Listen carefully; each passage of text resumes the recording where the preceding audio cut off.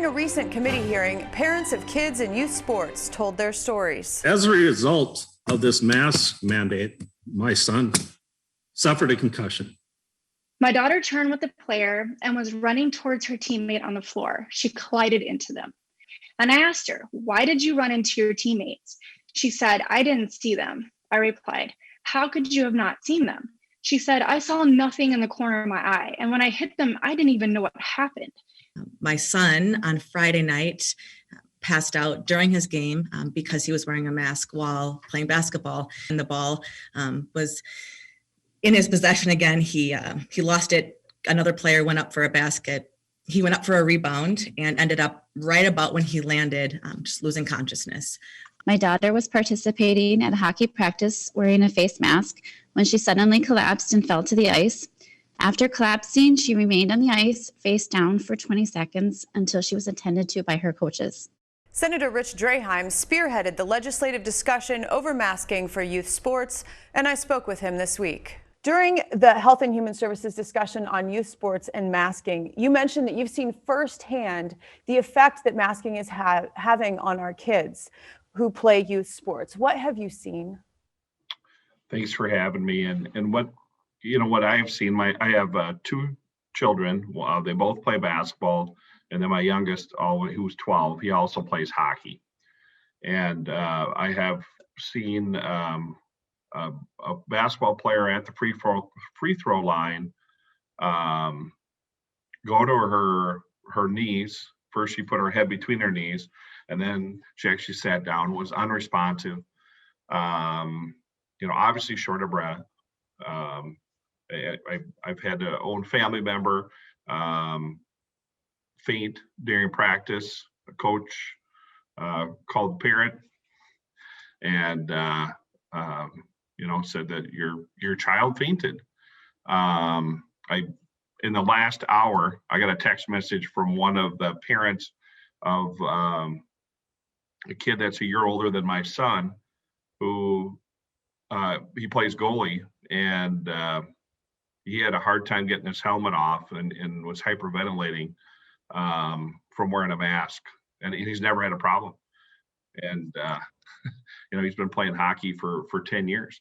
So every day I hear stories from people in my district and around the state that since I've been vocal about the issue here, we have the safest portion of society. The kids have been the least affected by this awful disease, and I feel we're doing more harm than good. There are things we should do to try to keep them safe, but I think wearing a mask while they're on the court or on the rink isn't the direction to go. The Department of Health says that the concern with youth sports, one of the concerns is the asymptomatic spread of the virus that kids can do. So maybe they aren't sick, but they could spread the virus. So with that said, the reason for the hearing was to give a platform to people to express their concerns. And the Department of Health expressed, why they've made the decisions that they've made. Were you satisfied with their presentation? No, not at all. And, just little things that, this isn't the first conversation I've had with the Minnesota Department of Health in regards to this. And one of the things is their definition of an outbreak. They always say they're using science and using the numbers. So I've had three definitions of what an outbreak was from the same person with MDH, Assistant Commissioner Huff. And first it was 5 in a 30-day window, and then it was 3 in a 2-week window, and it turns out it's only 2 people that were at the same event over a 14-day period, or same location, I should say, and that's considered an outbreak. So in their contract tracing questions, they talk about, not only participated in sports, but did you attend a sports event? So it could be players, could be coaches, could be referees or officials, or a spectator. And in my belief and what I've seen, the rates are no different than the general public out in public. So, you know, I have a hard time with what they're saying and what they're trying to tell me how I should raise my kid. And you did say that you feel that you should make the decisions that you think are best for your family and not the Department of Health. But that said, why should parents challenge the decisions of the, you know, high school sports league or the Department of Health? Somebody has to make the decision. How do you grapple with that? Well, you know, I would have agreed with them, or I did agree with them when the outbreak first happened in March. We didn't know enough. Now we know enough. And you know, hospitalization rates are way down. You know, all the stats are way down. I don't need to list them all, but we also found that kids aren't affected, you know, and we've lost 2 kids that, well, I think one was under 4 and one was 9 in Minnesota in almost a year. Tragic, you know, and I don't know the underlying condition of it, but the kids are safe. And, you know, as a parent, if I had a immune deficiency or I was at a high risk, then maybe I wouldn't want my kids playing. But that should be up to me to decide. You know, and my parents, my kids as grandparents, take precautions, and it's up to them to decide what interaction they want with their grandchildren. And both of them have said they'd rather see our kids playing and having somewhat of a normal upbringing, and be able to see their friends. You know, for us in rural Minnesota, we don't live on a block with, most of us don't, you know, with 50 other kids. The only time they get to see kids is either at school or in an activity. And the activity's been taken away from them. The school up till recently was shut down. And some kids don't have a healthy home. And, you know, they don't have a good home experience.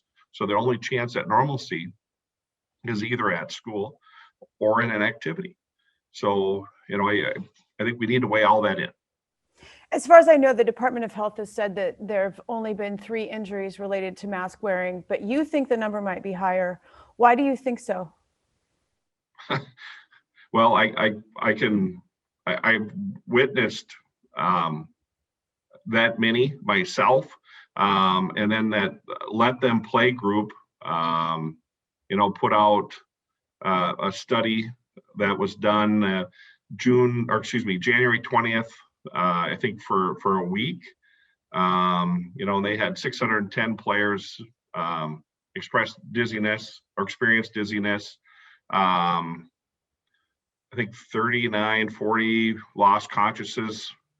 20 had concussions, and 150, I think, had vomited. So they obviously didn't ask. They didn't check. When I asked this question to MDH, where should they report it? And they said the high school league. And I said, well, you know, most of the kids that are playing sports aren't in the high school league. They're in a club league or are under 9th grade and don't play through the high school league, especially with hockey, you know, very, very popular in Minnesota. So where should they do it? And you know, I asked that twice, and it wasn't until the hearing they gave us the contact information. So they wanted you to report it, but they didn't tell you who to report it to. So, you know, another frustration of the parents too. So every day since then, I have gotten emails. Where do I contact to talk about? Go ahead. I'm sorry, just briefly before we have to go. As far as I know, I haven't seen a bill on this. What would you like to see happen?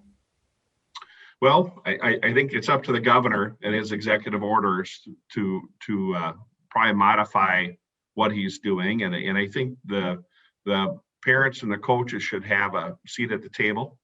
You know, there's more than the high school league in Minnesota, and I think every sport is a little different. For basketball, I think having them space out the chairs and wear a mask on the bench, I have no problem with that. I get that. I'm good with that. And for hockey, I mean, they're padded from head to toe. You know, they aren't in that close of a contact. It's, you know, the rinks are huge, and you know, they're not together that much. You know, yes, they fight for the puck, but they're always moving. So I think there's room to modify it. Senator Rich Draheim, thank you for taking the time. Thank you.